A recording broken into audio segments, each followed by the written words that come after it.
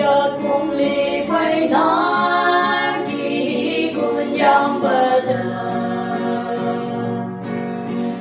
thì mây bờ có chỉ có sông chỉ đây có mơ chẳng nghi ốc bờ cương cơ chín buông ôm xa vậy nào giờ là ghi dấu giống như bụi lá gai từ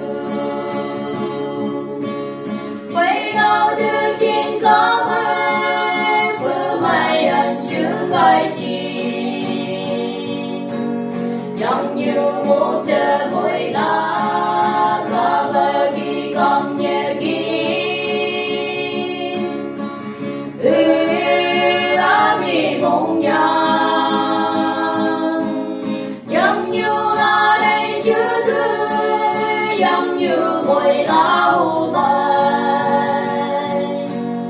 chỉ này như vừa có mơ